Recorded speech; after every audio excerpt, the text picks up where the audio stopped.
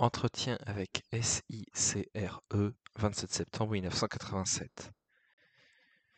Ma position est souvent mal comprise.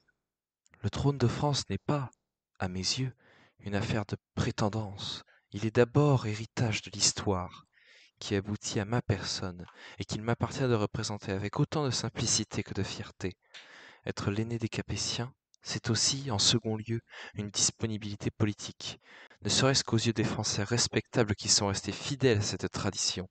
Ce n'est pas l'aîné des descendants du Capet de Saint-Louis de proposer un coup d'État ou d'ambitionner une carrière politique.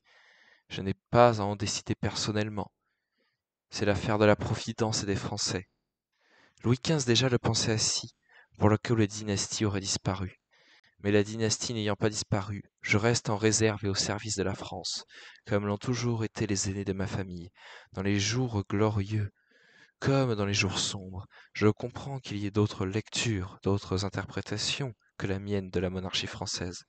Cela aussi relève de l'histoire. Le bonapartisme est une formule de monarchie.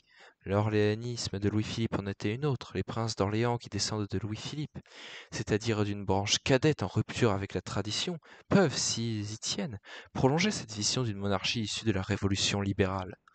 Mais la tradition de la légitimité telle que l'avaient compris les 8 siècles de l'ancienne France royale a toujours été représentée par l'aîné des Capétiens, non parce qu'il est le plus intelligent, le plus beau ou le plus vieux, mais parce que cette règle de primogéniture l'investit justement de la légitimité, le place hors des compétitions et des querelles partisanes.